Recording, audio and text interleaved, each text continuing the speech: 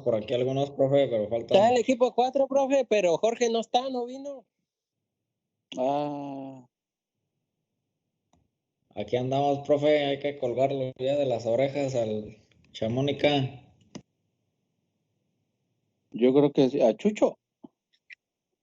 Dar prueba Sí, a los profe. profes, graciosos. Pero Chucho ya expuso, ¿no? No Sí, le digo profe, yo ya expuse.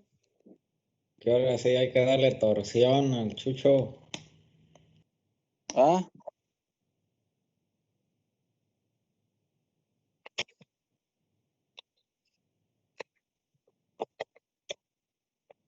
Profesor, sí. ¿cree que podría ir activando el permiso para compartir pantalla? Es que estábamos teniendo problemas para compartirlo hace rato por el internet. Sí, Denis, a ver, espérame. Ok, gracias. Ya está.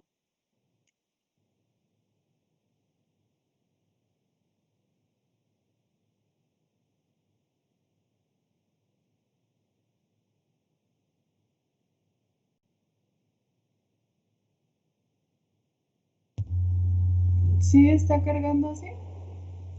Sí. Ya sé.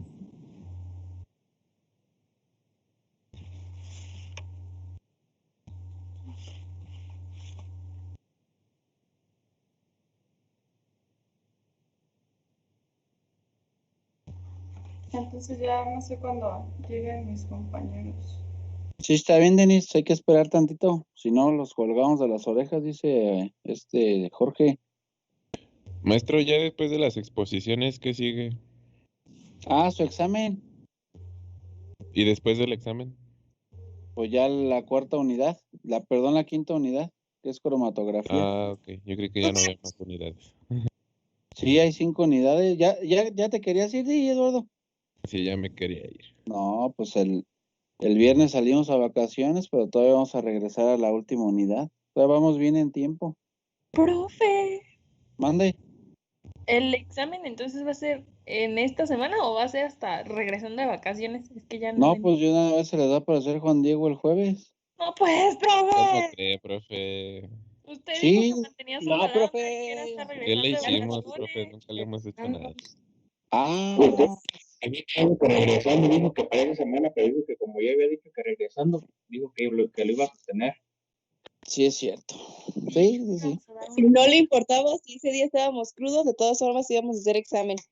Entrando luego, Ah, luego. sí les dije que aunque vinieran desvelados, crudos, como sea, iban a hacer el examen. El regresando al lunes, no sé qué día regresamos, ¿ustedes saben? El 7. ¿El 7 o el 11? 7. El 7, ¿verdad? Sí. Ah, pues les va a quedar bien. Van a tener 2 horitas para que se les aparezca Juan Diego así chido y todo. Sí, profe, ve. Eso, exacto. Órale, pues son de las preguntillas que están enviando ustedes, jóvenes. ¿Qué tanto miedo le tienen? Son bien chillones, jóvenes. Todos. Pues sí, está bien, sí, ya me acordé que les dije. Ya mejor pásenos, profe, no haga examen. No, ¿cómo que pasa, no, Chucho? ¿Qué pues? Amárrelo de 2 caballos, profe, para que se le quite. Hasta de 2 días. Le juramos que le echamos ganitas. Por eso, o sea, el examen pues de esta unidad va a ser el jueves regresando. Y continuamos con la cuarta unidad, va a estar corta la cuarta unidad. Digo, perdón, la quinta unidad, la última. De ahí sí les voy a hacer examen y yo les voy a exponer y todo, pues les voy a dar clase. Así quedamos, ¿no? Eso fue lo que yo les dije. Sí, profe. Sí. Bueno, ¿ya llegaron todos los de este equipo? Sí, profe, ya estamos. Todos. Ah, eres tú, Tapia, Jorge. Sí, profe, ya ve que anda diciendo el Chucho que no vine. Por eso le digo que le haga. Un torzón. Trénese al Jorge, profe, se me cae re gordo. Ahorita le vamos a cargar calor a Jorge en las preguntas.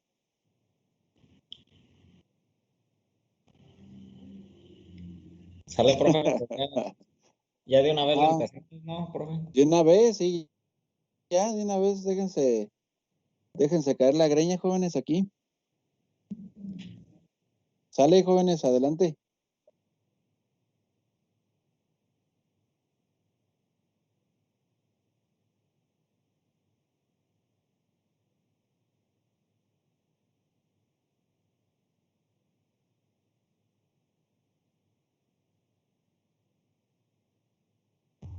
Ah, ya. Creí que ya se escuchaba.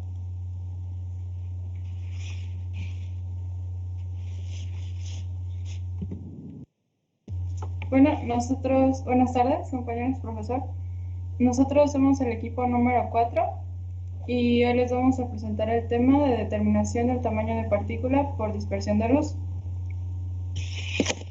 Los aspectos a tratar durante la exposición serán el concepto de dispersión de luz, un poco de historia sobre las primeras descripciones de la dispersión, el objetivo de esta técnica, los fundamentos que son la base para comprender cómo funciona, diferentes tipos de dispersión para determinar el tamaño de partícula, posteriormente una explicación de cómo funciona el equipo que es más utilizado en esta técnica, algunas aplicaciones específicas y por último un ejemplo donde se aplicó la dispersión de luz. Para comenzar con la explicación del concepto, le cedo la palabra a mi compañera Montse. Gracias. Sí, por favor. Bueno, compañeros, para poder comprender bien este tema, pues comenzaré por darles una pequeña definición sobre la dispersión de la luz. En física se denomina dispersión al fenómeno de separación de las ondas de distinta frecuencia al atravesar un material. Siguiente, por favor.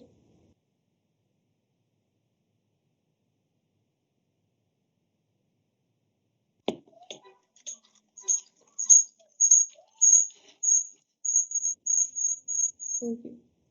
Este fenómeno fue descrito por primera vez en 1666 por Newton.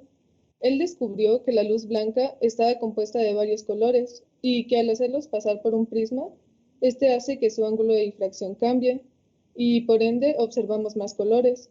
A este conjunto de colores lo conocemos actualmente como espectro de luz blanca.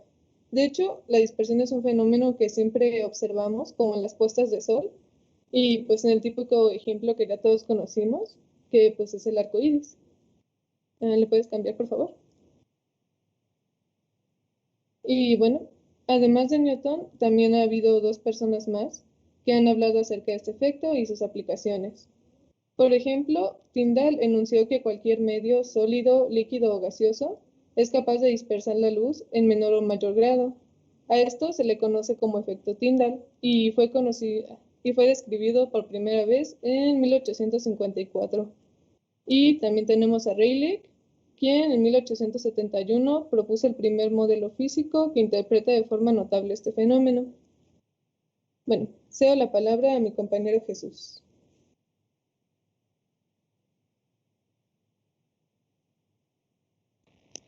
Muy bien, gracias, Monse. El objetivo de la dispersión de luz es la medición de las distribuciones del tamaño de partícula, así como la comprensión de la forma en que afectan a los productos y procesos. Adelante, Denise.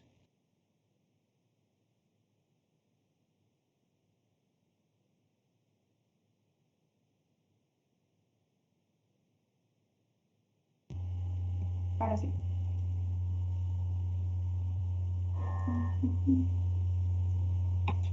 Aquí de los fundamentos. Aquí. Esta técnica nos permite obtener información del tamaño de partícula en pocos minutos. Puede ir de diámetros desde algunos nanómetros hasta 5 micrómetros. Esto es posible por las mediciones del ensanchamiento Doppler de la luz dispersada a Rayleigh como resultado del movimiento browniano de las partículas. Este movimiento térmico causa fluctuaciones de tiempo en la intensidad de la dispersión y un ensanchamiento de la línea de Rayleigh. Bueno, sé que el párrafo ahí en la diapositiva puede parecer algo confuso si lo tratamos de entender así de corrido, y por eso lo dividí concepto a concepto para analizarlo por partes. Al inicio de las exposiciones, el equipo 1, me parece, presentó ya alguno de estos conceptos, pero pues como son importantes en esta técnica, los voy a volver a explicar brevemente. En la primera figura tenemos una representación del ensanchamiento Doppler, que no es más que el ensanchamiento de las líneas espectrales debido a dicho efecto. Este tiene que ver con la frecuencia percibida por un receptor cuando se mueve respecto a una fuente o cuando una fuente de frecuencia se mueve respecto al receptor. En el caso de la figura, el punto rojo vendría a ser la fuente de la frecuencia, la que se va moviendo, y el receptor sería el punto verde. Resulta que la frecuencia percibida va a ir cambiando conforme cambie la posición del punto rojo. Un ejemplo sencillo de este efecto en la vida cotidiana es cuando un automóvil pasa a gran velocidad frente a nosotros. En este caso, el auto sería la fuente que emite la frecuencia y nosotros el receptor, y estamos en un punto fijo. Cuando el auto se va acercando a nosotros, percibimos un sonido más agudo que cuando se está alejando. Es el efecto de sonido que se escucha en las carreras de autos, así como zoom. Y es una, digamos, forma de entender el efecto Doppler. Ahora sobre la figura 2, se trata de la dispersión de Rayleigh. Nuestros compañeros del equipo 1 ya nos lo explicaron poniendo de ejemplo el cielo y los atardeceres. Entonces, retomando eso y ya más concreto, solo sería que la dispersión de Rayleigh es la dispersión de la luz o cualquier otra radiación electromagnética por partículas cuyo tamaño es mucho menor que la longitud de onda de los fotones dispersados. Ocurre cuando la luz viaja por sólidos y fluidos transparentes, y en mayor frecuencia lo vemos en los gases, que es el caso del cielo y los atardeceres. Y por último, sobre el movimiento browniano, es el movimiento aleatorio que se observa en algunas partículas microscópicas que se hallan en un medio fluido. Si lo tratamos de imaginar a mayor escala, es como si una pelota gigante de fútbol fuera la partícula y alrededor de ella hubiera muchos jugadores pateándola al mismo tiempo, ahí como la figurita 3. Cada jugador colisiona con esa pelota, pero ya si lo vemos desde lejos, esto solo provoca un movimiento aleatorio. No lo podemos controlar porque cada quien colisiona a distinta velocidad. Esto que observamos en la figura, el punto amarillo, el primer experimento que se hizo fue con una partícula de polen, y las otras bolitas que les había explicado, más chiquitas, que serían como los jugadores, son moléculas de agua. Durante un experimento típico de dispersión de luz, la muestra está bien dispersa en un medio de suspensión. Ya vimos que esto es para que ocurra un movimiento browniano, donde miles de jugadores patean la muestra, o sea, hagan colisión, y se ilumina mediante un haz láser de una sola longitud de onda para provocar la dispersión. Y lo que medimos son los anchos Doppler, que son las frecuencias generadas que les había explicado con el auto de carreras. Ahora, si aplicamos los tres fenómenos que les expliqué, podemos llegar a la conclusión de que la intensidad fluctúa con más rapidez en las partículas pequeñas que en las partículas grandes. Pero pues esto es algo que va a ir quedando más claro conforme mis compañeros vayan explicando sus partes de la exposición. Esto ha sido todo de mi parte y les cedo la palabra a mi compañero Max, quien va a exponer el primer tipo de dispersión de luz para determinar el tamaño de partícula. Buenas tardes, compañeros. Yo les voy a explicar el tipo de difracción láser. Es el primer tipo que tenemos. Bueno, este tipo es una técnica de medición de tamaño de partícula ampliamente utilizada para los materiales que van desde nanómetros hasta varios milímetros en tamaño. Aquí podemos ver el ejemplo que tenemos de cómo funciona este tipo de difracción láser.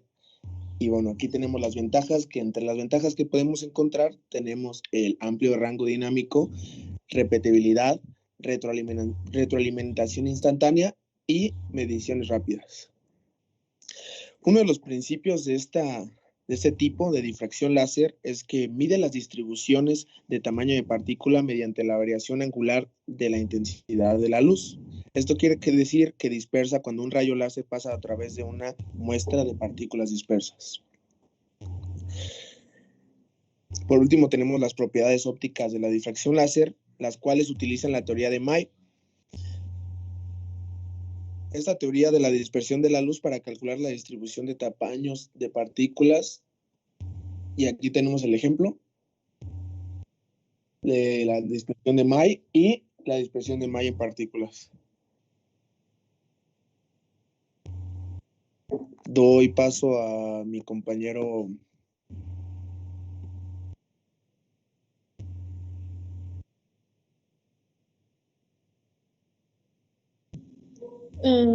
Bueno, yo les voy a hablar acerca de otro tipo, de este tipo de dispersión, que sería la dispersión de luz dinámica.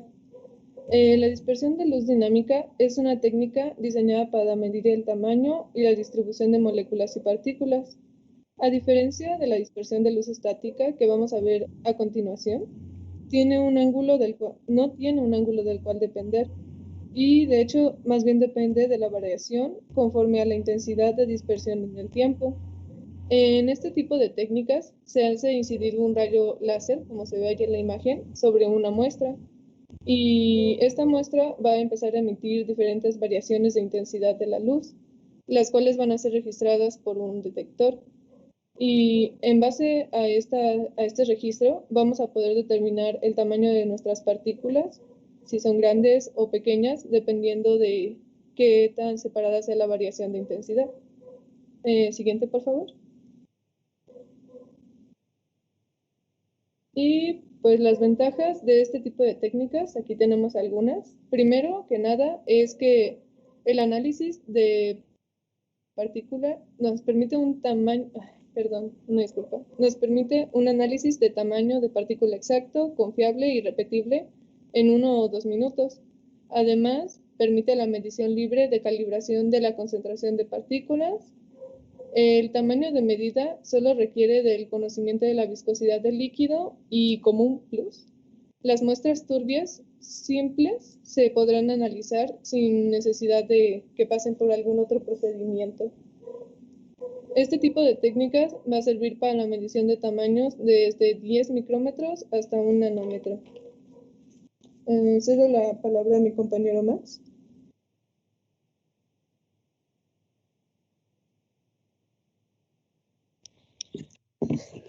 Una disculpa, profesor. Un compañero me llamó y me sacó de la llamada. Pero bueno, vamos a continuar. Yo les voy a hablar sobre otro tipo de dispersión. Vamos a pasar con el tipo de dispersión de luz estática. Este tipo de dispersión, llamado luz estática, también se le dice CLS. Es una técnica para medir el peso molecular absoluto mediante la relación entre la intensidad de la luz dispersada por una molécula, su peso y obviamente su tamaño molecular. En términos más simples, podemos decir que la teoría de Rayleigh dice que las moléculas más grandes dispersan más luz, como obviamente podremos notar, y las pequeñas a partir de una fuente de luz dada, y que la intensidad de estas mismas de la luz dispersada es proporcional al peso molecular de la molécula. Esto quiere decir que entre más peso molecular tenga la molécula, más dispersión va a dispersar.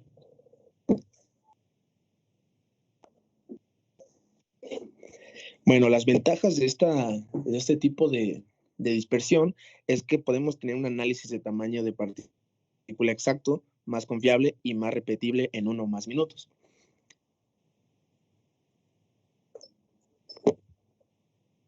La presentación de los resultados se conoce como diagrama de Sim y permite la determinación conjunta de la masa molecular M y del tamaño de la partícula macromolécula. El tamaño puede determinarse de una forma más simple mediante la medida de la luz dispersada a diferentes ángulos.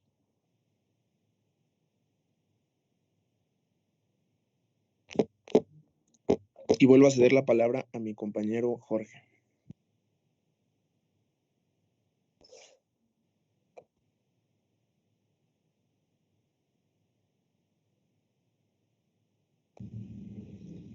¿Se escucha claro? Sí, Jorge. La dispersión de luz electroforética, por sus siglas en inglés, Electrophoretic Light Scattering, ELS, es una técnica más, como las anteriores que hemos visto en clase, que se utiliza para medir la movilidad electroforética de partículas en dispersión o moléculas en solución. Dicha movilidad se convierte a potencial Z, más adelante les voy a explicar el potencial Z, para permitir la comparación de materiales en diferentes condiciones experimentales. Es decir, no vamos a tener el mismo potencial Z en una y otra experimento. El principio fundamental o principio físico es la electroforesis, donde el potencial Z es una medida de la magnitud. El principio físico consiste en introducir una dispersión en una celda que contiene dos electrodos, uno positivo y uno negativo. Se aplica un campo eléctrico a los electrodos y las partículas o moléculas que tienen una carga neta migrarán hacia el electrodo de carga opuesta. Es decir, las partículas que tienen una carga neta positiva migrarán al electrodo de carga negativa. Esto a una dicha velocidad conocida como movilidad, que está relacionada con el potencial Z. Como había dicho antes, el potencial Z es una medida de magnitud. Esta medida de magnitud nos representa la repulsión o atracción electrostática entre las partículas y es uno de los parámetros fundamentales que se sabe que afectan la estabilidad de una molécula. Su medición aporta información detallada de las causas de la dispersión, agregación o floculación y se puede aplicar para mejorar la formulación de dispersiones, emulsiones y suspensiones. Una de las aplicaciones para esta técnica sería directamente en industria, como por ejemplo la cerámica, la farmacéutica, medicina, procesamiento de minerales, como lo estamos viendo en las clases de mineralogía, electrónica y tratamientos de agua. Cedo la palabra a mi compañero Sotomayor.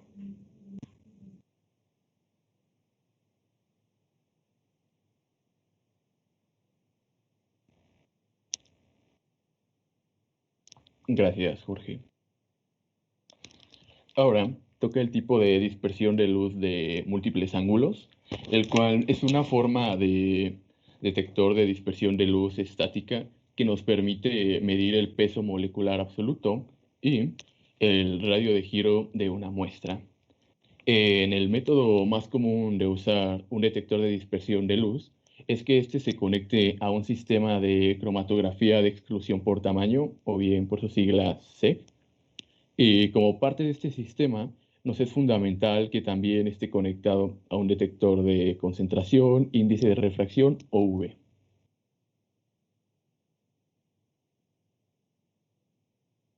Siguiente diapositiva, por favor. Perfecto. El detector SEC-MALS nos permite medir la luz dispersada por una muestra en múltiples ángulos para crear un diagrama de Debye, el cual nos modela la dependencia angular de la dispersión de una muestra y se utiliza para determinar el MW y el RG en cada segmento de datos dentro del cromatograma. Adelante, Gabriel. Buenos días, tardes ya, qué bárbaro. ¿Sí se me escucha claramente? Sí, Gabriel. Les voy a hablar sobre el análisis de seguimiento de nanopartículas. Este análisis de rastreo de nanopartículas, por sus siglas en inglés NTA, utiliza las propiedades tanto de dispersión de luz como del movimiento browniano, que ya explicó mi compañera Denise previamente. Se utiliza para obtener la distribución del tamaño de las partículas en muestras en una suspensión líquida. El funcionamiento de este es que un rayo láser se pasa a través de la cara de la muestra, las partículas en suspensión en el camino del haz dispersan la luz de tal manera que pueden verse fácilmente a través de un microscopio de 20 aumentos a una distancia de trabajo pues relativamente lejana, en el que está montada una cámara de video.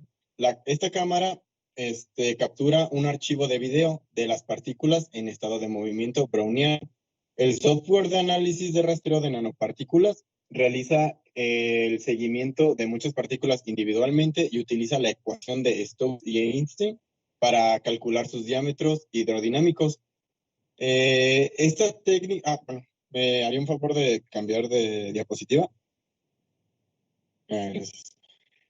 Una de las ventajas que tiene esta técnica es que permite la medición simultánea de características múltiples que ahorran tiempo y volúmenes de muestras, al mismo tiempo que la preparación de muestras mínimas y el uso de pocos consumibles en el dispositivo reduce los costos pues, de administración diarios. Algunas de las aplicaciones que tiene este análisis es el desarrollo de sistemas de introducción de medicamentos, algunos desarrollos de vacunas virales, investigación y desarrollo, y pues el estudio de agregación de proteínas. Cedo la palabra nuevamente a mi compañero Jorge.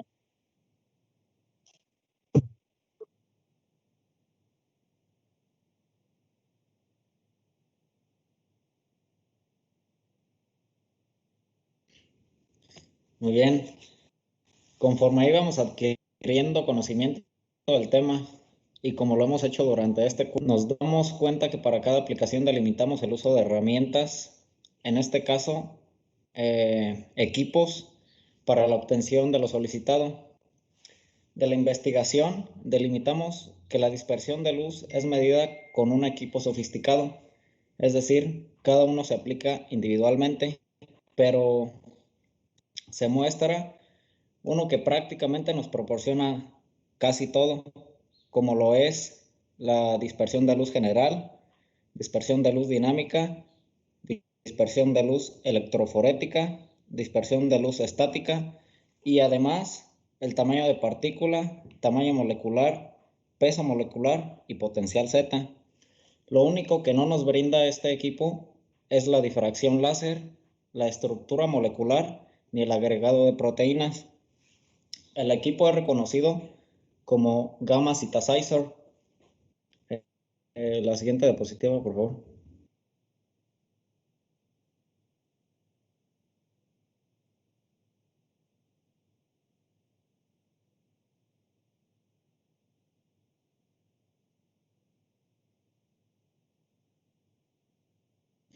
Muy bien, y a continuación es importante conocer el principio de funcionamiento, pero para ello debemos conocer distintos parámetros o bien podemos tomarlo como principios fundamentales. Uno de ellos es el que nos mencionaba mi compañera Denise, que es la medida del movimiento browniano. Browniano viene de la palabra en honor al escocés Robert Brown, un biólogo y botánico, que nos decía que la medida del movimiento browniano consiste en el movimiento aleatorio de las partículas en un solvente, donde las partículas pequeñas difunden luz más rápido, en menor cantidad, pero más rápido, es decir, con gran frecuencia. Las partículas grandes difunden luz más lento. Esto podemos verlo en las imágenes donde se emite una fuente de luz láser a una muestra que contiene distintos tamaños de partícula y son sometidos a un periodo de tiempo exactamente igual como se muestran en las imágenes. Y el gráfico de tiempo contra intensidad es válido. Podemos verlas numerosas veces donde se difunde luz a muy alta frecuencia gracias a las partículas pequeñas. La siguiente diapositiva, por favor.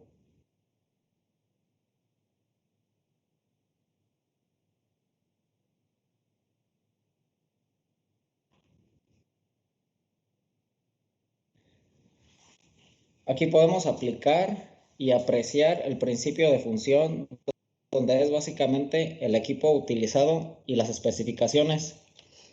El equipo utilizado consiste en esta pequeñita imagen que les muestro, donde tenemos un laser source, que es la fuente de luz láser, un slit, que es el divisor.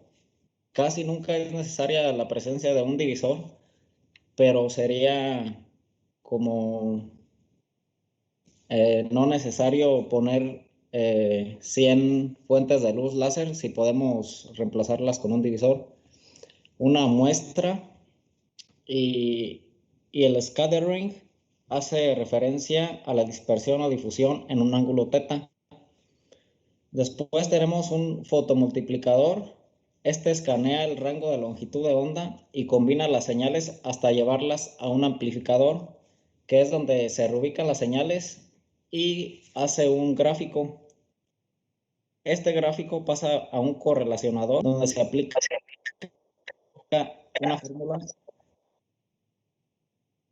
una fórmula que nos presentó mi compañero Gabriel, donde se hace un cambio de gráfico y finalmente nos da la imagen a una computadora. ¿Alguien quiere decir algo?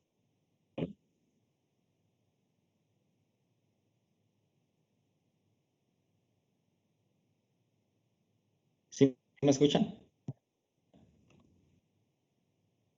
Sí, Jorge. Sí. En esta diapositiva se delimitan especificaciones necesarias para un buen resultado. Una de ellas es la fuente de luz láser, que debe consistir en un rango infrarrojo, es decir, de 380 nanómetros a 780 nanómetros. Casi siempre en los experimentos que estuve leyendo se usaba un rango de 600 nanómetros a 660 nanómetros. Esto con la finalidad de alcanzar desde una temperatura de 4 grados Celsius a una temperatura de 80 grados Celsius.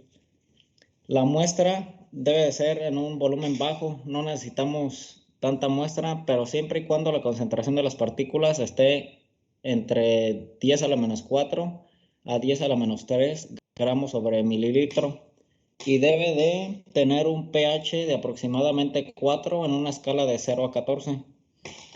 El ángulo en el que debe de estar la fuente de luz láser y el amplificador debe estar relacionado entre un ángulo de 55 y 120 grados. La siguiente diapositiva, por favor.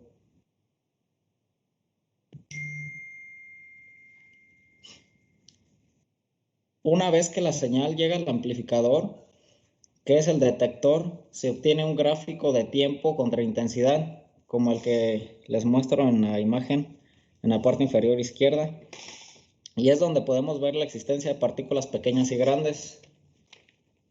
Las partículas pequeñas muestran una gran cantidad de picos, mientras que las partículas grandes muestran curvaturas suaves. Una vez obtenido esto, el gráfico es trasladado a un correlacionador donde se genera un gráfico de tiempo contra el coeficiente de correlación, que es obtenido mediante la ecuación de Stokes-Einstein, que mostraré a continuación, pero antes me permitiré explicarles el gráfico que genera el correlacionador.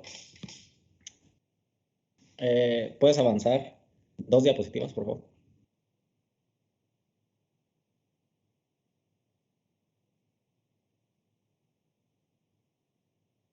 Esa. Las partículas grandes generan una curvatura que se extiende en el eje absciso que corresponde al tiempo tau. Esto sucede en el correlacionador.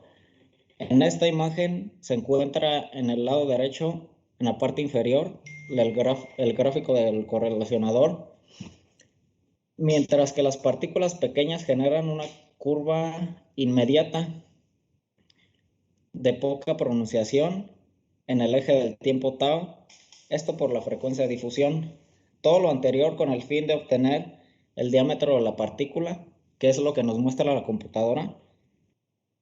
Y este gráfico lo podemos ver en la parte superior derecha. Esto es con el fin de obtener a través del movimiento Brownian, donde el gráfico mostrado en la pantalla de la computadora será respecto a un tamaño de partícula y de intensidad. Regresamos a 2 diapositivas antes para que aprecien el gráfico.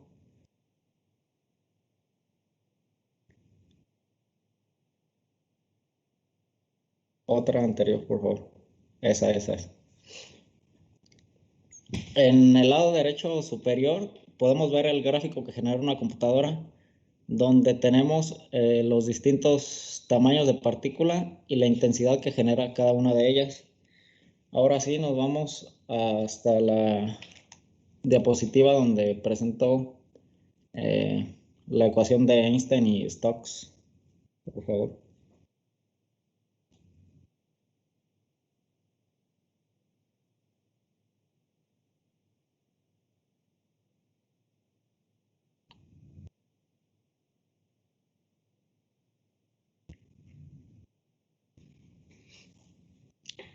En el correlacionador es donde se calcula un coeficiente de difusión, que es el que nos sirve para aplicar a una ecuación de Stokes-Einstein, que es básicamente, por esta ecuación es que nos permitimos observar una imagen de detección de tamaños de partículas en una computadora.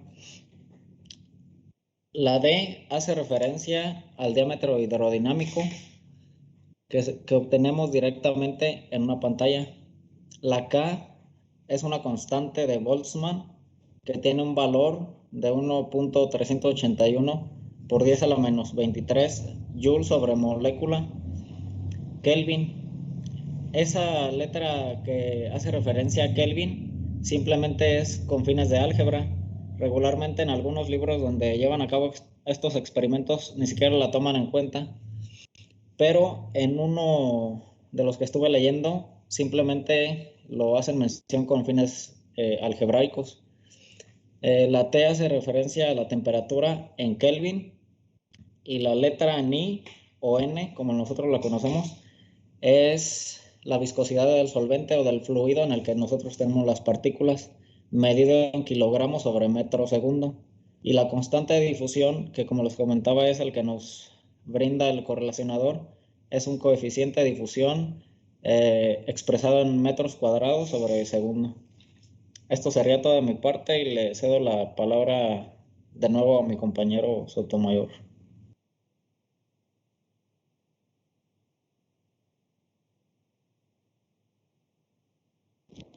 Muy bien. Pasamos ahora a las aplicaciones específicas. Entonces, sabemos que la dispersión de luz se utiliza para la determinación del tamaño promedio de partícula y la distribución de tamaños. Entonces, por esto, la técnica tiene lugar en diferentes campos y tipos de investigaciones, tales son la dispersión de luz por una nanopartícula de plata, la caracterización de algunos sistemas de partículas por la dispersión de luz, la dispersión de luz dinámica en la determinación del tamaño de nanopartículas poliméricas, así como la dispersión de luz coherente por muestras de tejido adiposo. De hecho, en una de estas aplicaciones fue motivo para una tesis, la cual es la dispersión de luz por superficies cilíndricas rugosas. La dispersión de luz ayudó a llegar a su objetivo y entonces podemos decir que la dispersión de luz tiene bastantes aplicaciones en diferentes temas o bien en las investigaciones. Y ahora cedo la palabra finalmente a mi compañera Grecia.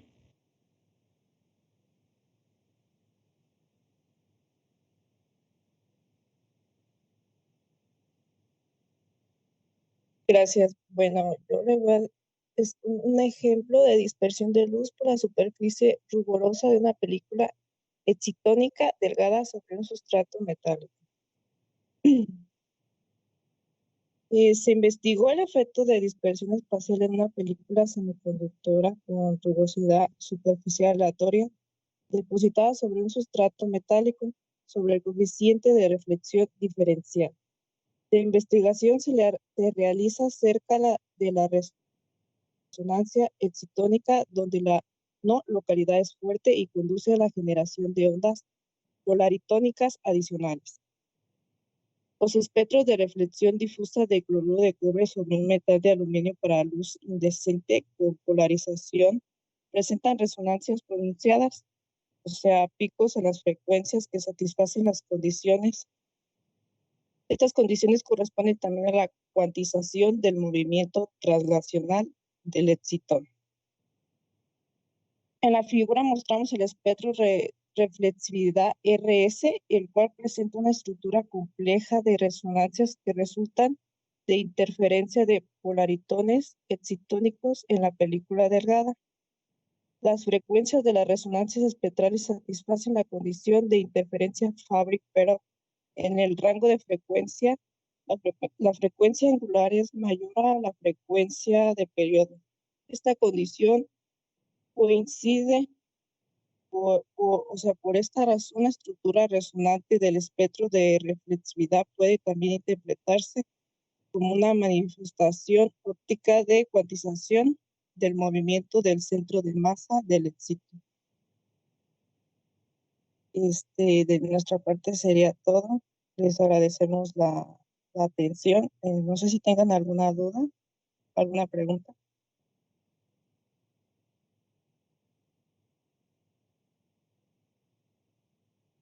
Muy bien, jóvenes, estuvo muy bien su presentación. Si se fijan, los fenómenos de la luz, pues todavía por aquí, sobre todo para determinación del tamaño de partícula, pues se pueden utilizar, ¿verdad? Así como sus compañeros por aquí explicaron. Sí, pues su compañero Jorge explicó algo de dispersión de la luz mediante una técnica electroforética o electroforesis. El principio es finalmente lo que es el determinación del potencial Z. Entonces ahí como su compañero, por atracción, de acuerdo a la carga superficial de cada partícula, ya se irían o se moverían las partículas, que de hecho las partículas tienen que ser de orden nanométrico o un dado momento micrométrico. ¿Por qué? Porque entre más pequeña sea la partícula, tiene una mayor dispersión de luz. O sea, absorbe menos luz que una partícula más grande. Entonces hay un mejor comportamiento al momento de que llega al detector esa dispersión de luz. Entonces, en este caso, su compañero, no solamente para dispersión de luz, sino para muchas aplicaciones se utilizan este potencial Z. Ese potencial Z, pues hablando de por ejemplo, de una suspensión, a ustedes les va a indicar lo que es la estabilidad entre cada partícula. Se hagan de cuenta que, por ejemplo, si ustedes tuvieran un potencial Z muy pequeño, quiere decir que las partículas o la atracción entre cada partícula sería muy grande, y por lo tanto yo no tendría dispersas mis partículas. Entonces casi yo estaría generando precipitación porque tendría partículas positivas y negativas. Entonces con el medio, o sea, el medio va a actuar como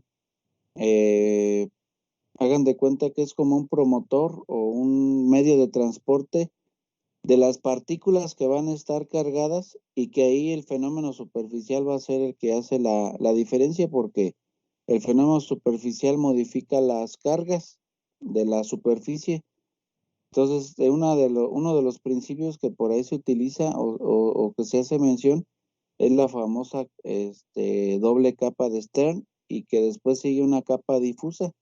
Y en cada particulita así están sucediendo muchos cambios, sobre todo en cargas, ¿sí? Entonces ahí la densidad de carga, ¿sí? El carácter de cada uno de los elementos que están presentes como partículas, pues hace la diferencia, ¿verdad? Pero bueno, aquí lo que se hace la dispersión de luz, les digo, se realiza mejor entre partículas más pequeñas, pero la movilidad electroforética por ahí también va a ser muy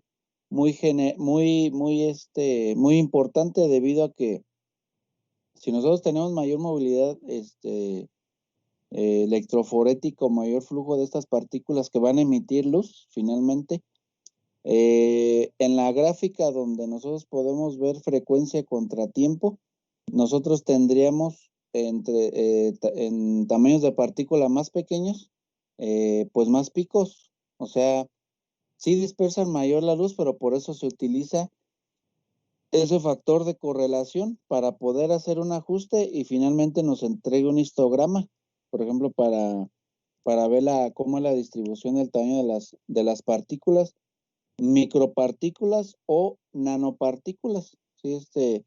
Por ejemplo, estas se utilizan mucho para ver cómo es el tamaño de partícula, por ejemplo, en esferas poliméricas, en partículas, por ejemplo, de cerámica avanzada, ¿sí? Pero ya en forma de óxido de alta pureza para poder determinar potenciales Z. Entonces, forzosamente se tiene que utilizar ese factor o ese equipo de correlación, y debido a que hagan de cuenta que la correlación hace como un ajuste, es como cuando ustedes ahora que todavía no llevan métodos numéricos, ahora que lleven métodos numéricos, por ahí ustedes van a determinar factores de correlación en el ajuste de ciertos valores experimentales para poder obtener una ecuación. Entonces, esa ecuacioncita es la que por ahí interviene y es la que sus compañeros por ahí explicaron. Finalmente, el equipo que hace la corrección ya trae su método numérico para recibir los datos que vienen de la frecuencia contra el tiempo. Entre más pequeñas sean las partículas, va a generar picos más grandes, y partículas más grandes va a generar como valles o curvas en esa frecuencia, y que para el equipo es más fácil, pero las más difíciles, por eso se ocupa ese equipo para traducir esta distribución de tamaño de partícula por dispersión de luz. Es forzosamente utilizar estos equipos de autocorrelación para que me dé a mí finalmente mi histograma. Entonces, se debe que tener un equipo que genere una dispersión de luz dinámica, o sea, en movimiento, para poder yo determinar ya mi histograma. Sí, o sea, por ejemplo, del más fundamental es el equipo de dispersión de luz dinámica, por ejemplo, DLS. Es por ejemplo, un equipo que parte desde lo que es el principio del potencial Z. Entonces, creo que los equipos son, si mal no recuerdo, son modelos que se denominan ZEN, o sea, ZEN mayúscula. Sí, es de los más utilizados, o por ahí ustedes van a escuchar que se llama nanosetazizer, por ejemplo. O sea, analizan ya tamaños de partícula nanométrico, pero que me lo da por la dispersión de luz. Entonces, las ecuaciones que por ahí, la ecuación que por ahí mencionó su compañero de Einstein, ya está dentro del equipo, y ese es el que hace el ajuste numérico. Entonces, por eso es que otra vez los software aquí son pues los que hacen la diferencia, porque finalmente los detectores captan esa emisión de luz, ¿sí? De la que emiten las partículas, y ya hay un o sea, lo traducen y les da un gráfico, pero todavía hay que suavizar ese gráfico y pasarlo ya a otro tipo de gráfico para poder ver la frecuencia, pero ya en tamaño ya promedio de las partículas, ¿sí? Y hacer pues las cuestiones estadísticas, ¿verdad? Entonces, otra técnica, hagan de cuenta que ustedes pueden llevar sus muestras a los equipos para poder tener el tamaño de partícula. Pero otra prueba muy, muy exacta para poder complementar esta prueba es barrido. ¿Sí? Hagan de cuenta que barrido, ya les he dicho que de las mejores marcas, pues es la Geol, ¿verdad? Ustedes pueden determinar también el tamaño real, ver la morfología, hacer un mapeo químico y poder validar más lo que ustedes están haciendo como determinación de tamaño de partícula mediante una técnica de análisis con una técnica de caracterización. Entonces, ustedes pueden sustentar más lo que ustedes están defendiendo o tratan de demostrar. ¿Sí? Entonces, sí está muy bien. Por ejemplo, analizar mediante técnicas de tamaño de partícula por dispersión de luz DLS para nanosferas, por ejemplo, o microesferas. Sí, pero acuérdense que entre más pequeño yo tengo una mejor distribución de tamaños, ¿sí? Por lo que es la mejor reflexión de luz, ¿sí? O sea, tengo mejor una distribución de tamaños y ya ahí yo puedo determinar cuál fue la más pequeña, cuál fue la más grande, para cuestiones o características que yo ocupo en ese material exactamente, ¿verdad? También yo puedo ver si finalmente,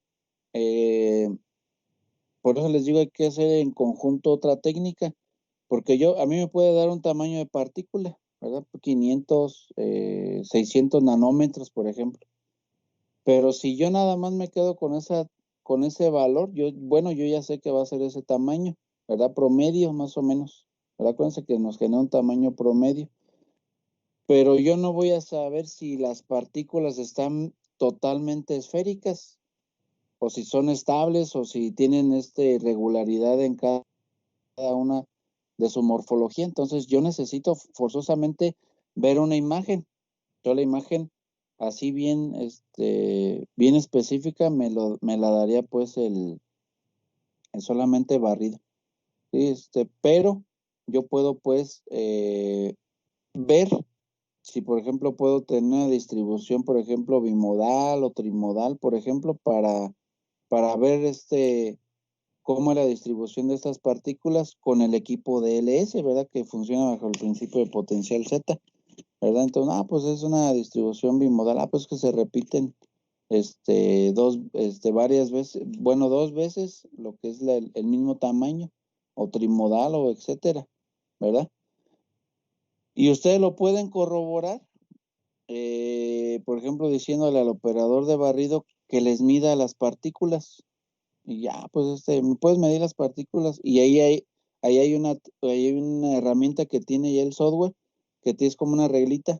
Y ahí él traza o pinta una línea de las partículas y les genera ya un valor. Entonces, es otra manera de poder complementar su estudio de DLS, que es por dispersión de luz, que también es válido, pero acá ya diría, bueno, el tamaño promedio de las partículas, pues es ajustable debido a que la morfología presentó tamaños regulares en las nanosferas, por ejemplo, ¿verdad? Porque son las partículas de mejor dispersión de luz, pues siempre van a ser, por ejemplo, esféricas, ¿verdad? Porque si tuviéramos otro tipo de partículas más irregular, los ángulos de incidencia o reflexión o dispersión de la luz se estarían perdiendo.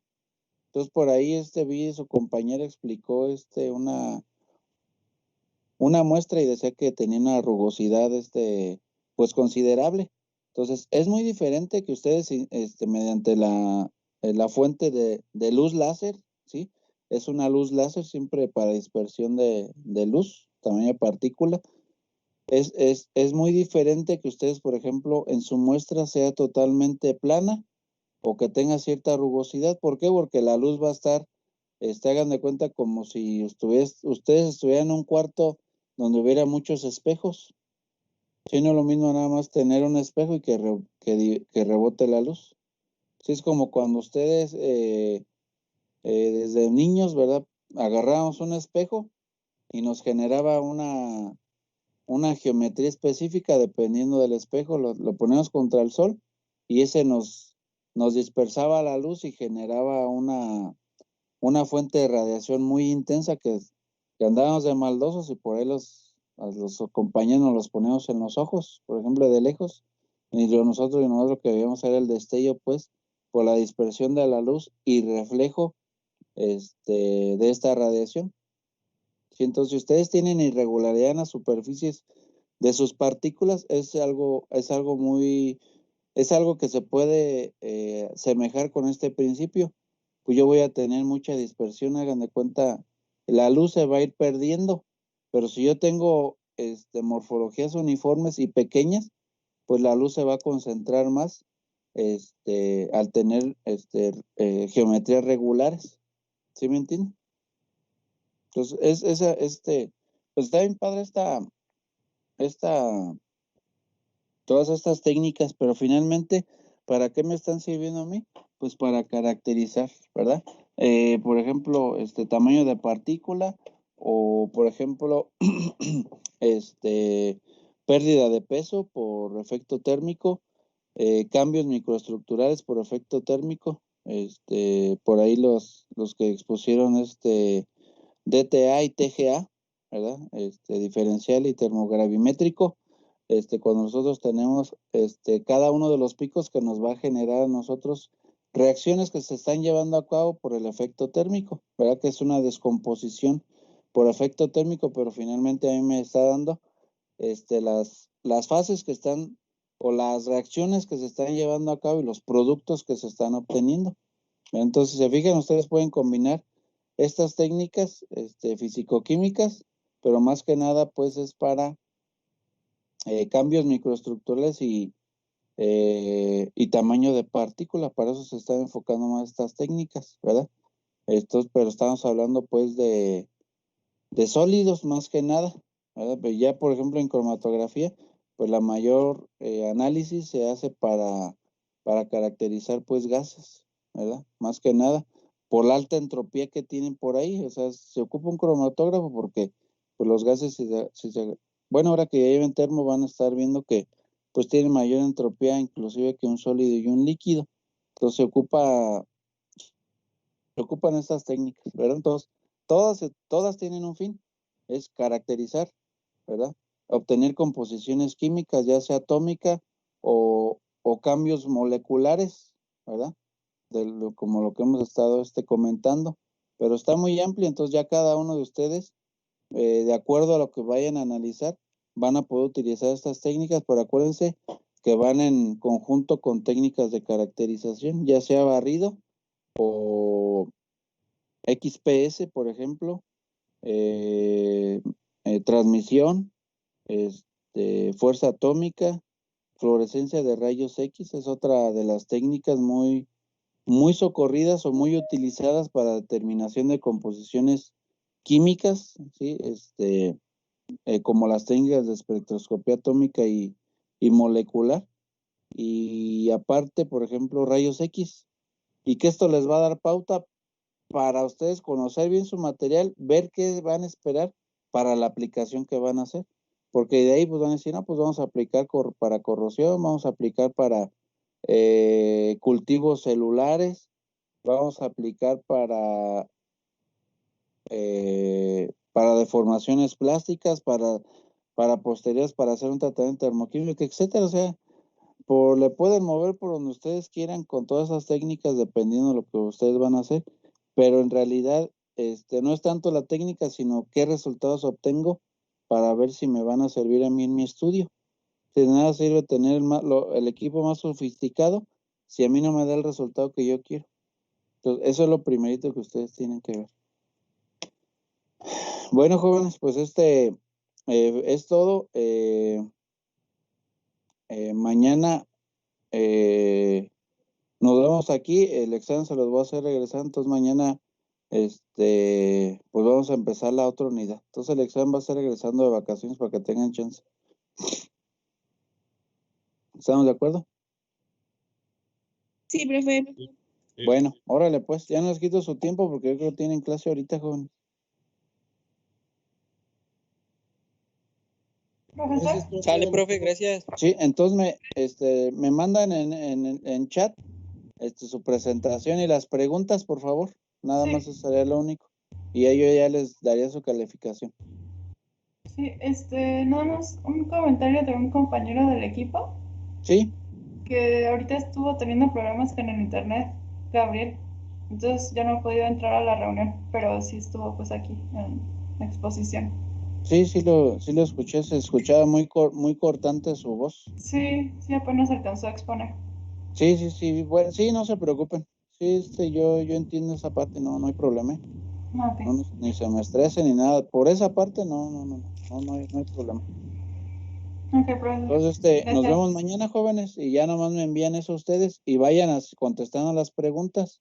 Esas me las van a entregar regresando de vacaciones, no se preocupen, para que le den otra repasadita.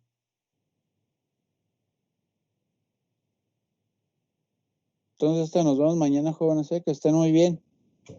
Hasta mañana. Y gracias, Gracias, profe. por su esfuerzo. Han estado bien sus presentaciones y traen nivel, jóvenes, para hacer muchas cosas. Ya depende de ustedes, pero me han estado gustando todas sus exposiciones. Para el semestre que van, está muy bien. Ven, en tercer semestre ya traen madera con la cual pueden desarrollar otros trabajos más chidos. Gracias, profe. Órale, Gracias. todos nos estamos viendo mañana, joven. Sí, gracias, profesor. Órale, sí, no, gracias a ustedes, jóvenes, nos estamos viendo.